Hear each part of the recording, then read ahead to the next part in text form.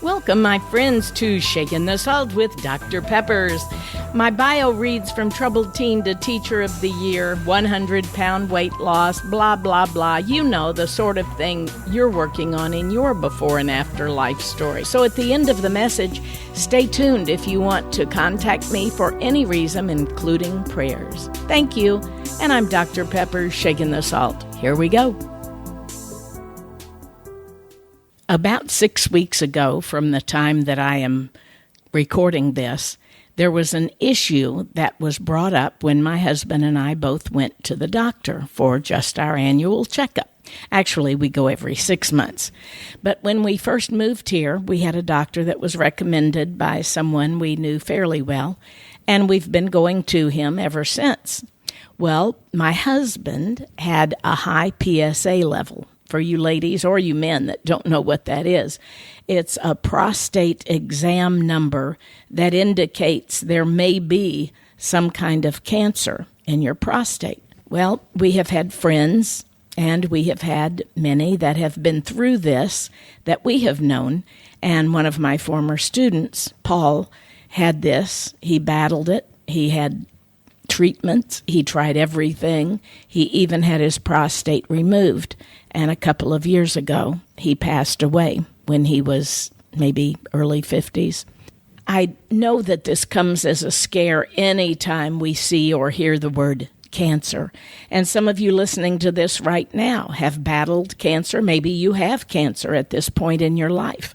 So when Bud's brother, who is in the military, had had several physical checkups and found out that he had high numbers in his prostate, he's been going back and forth for several years, and they can't explain why the number is high, but they said that he does have to watch out because it is a potential possibility for cancer in the future. Well, anybody can get cancer in the future. Anyone can get COVID if we're exposed. Anyone can have anything from kidney disease to heart attacks. And I know a lot of it has to do with what's in the family. But having gone through this with Bud's brother and having prayed with him, we weren't overly concerned. But we thought we better just check with our doctor that we had for all these years and see what the numbers had been, because honestly, he just says, well, you have no issue here, no issue here, no issue here. And we're pretty much hurriedly rushed out the door each time. He's nice, he's friendly, and he runs the tests. So we thought. He always checked to see if I had had a colonoscopy and if I had had the mammogram, and he checked with Bud about several other things. But having had high numbers when he first moved here, back in 2015 or 16, Bud had asked him to let him go to a doctor and have the PSA exam, and he did. And the number was fairly high. It was 5, which was 1 point higher than norm, or the highest point. But he had not checked it since, and we didn't know that. Bud didn't know that. And he even asked him, he said, have I had high numbers in the last 5 years? And he looked at the chart, and he ran through the back. He looked at the computer. He ran it backwards. He said, oh, Mr. Peppers, we have not run another test, have we? And Bud said, we haven't.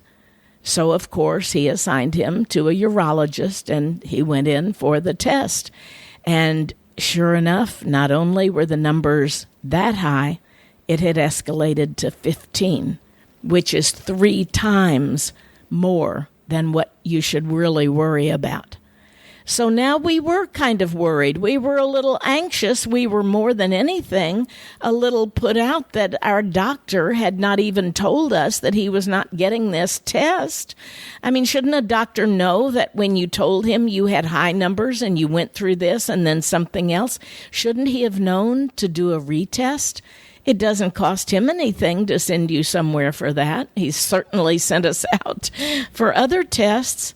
So I'm not blaming him. He wasn't the cause of the high numbers, but we certainly had 5 years where we could have caught it somewhere between 5 and 15.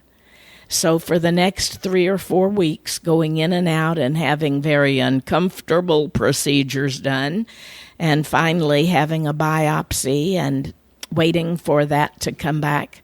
We finally, this week, were able to walk in and face the urologist, who very gladly said, "Congratulations, you are all clear.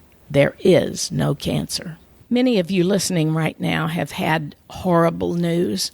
You have had loved ones that have been not only diagnosed with certain diseases or issues, perhaps cancer, but you might have a loved one who's already passed away. Some of you are facing stage 1, stage 2, stage 3, stage 4, whatever you call it. And of course, we're going to be keeping an eye on this through the coming years. But the one thing that we do agree on, we need to get a new doctor. The other thing we agree on is there is power in prayer. We, of course, went to the church, to the pastor, to the prayer team. We went to the place where Bud does food ministry, and they were all praying over him. We had the radio folks praying. We had all of my friends and my heart sisters praying. We had our family all praying.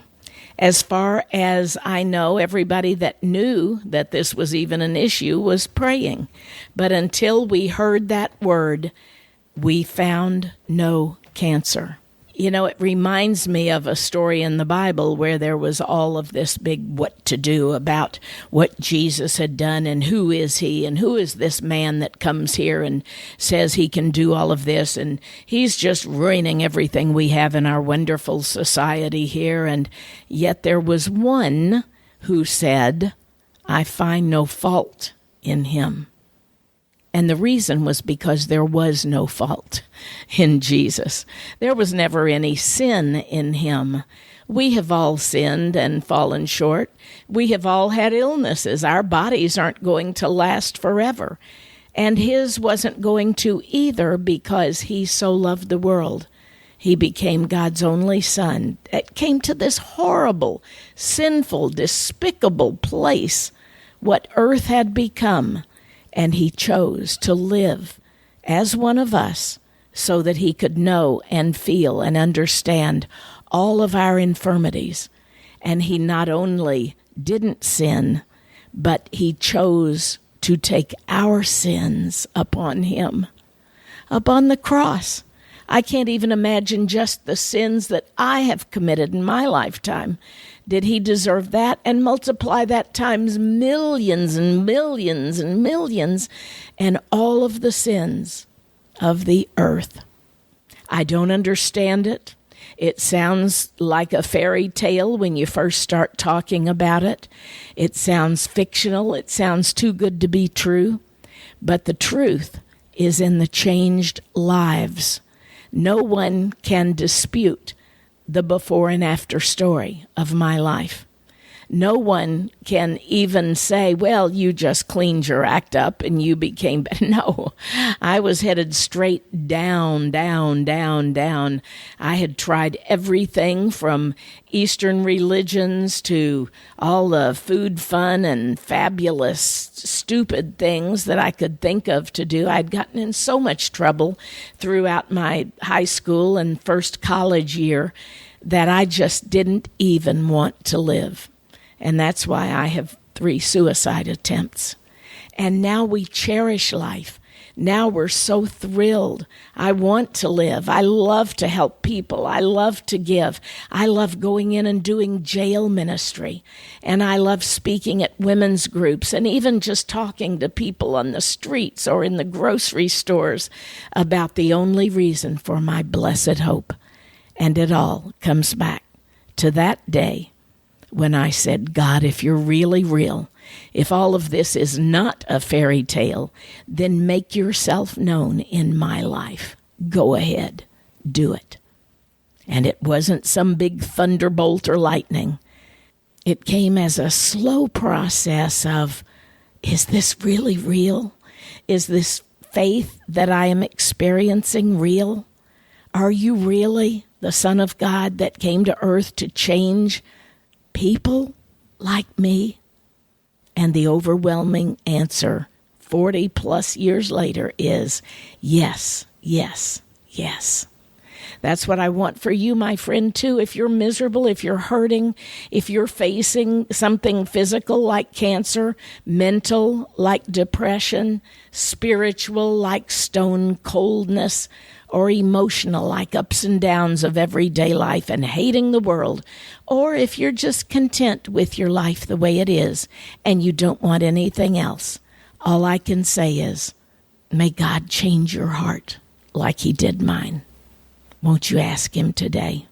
He's waiting. God bless you, my friend. I'm Dr. Pepper, shaking the salt. Thanks for staying on, my friend. If you would like to contact me, visit saltandlightministry.com. If you want to share your story with me, ask a question, have me come speak to your group, or maybe just request prayer. Once again, saltandlightministry.com. Thanks and God bless.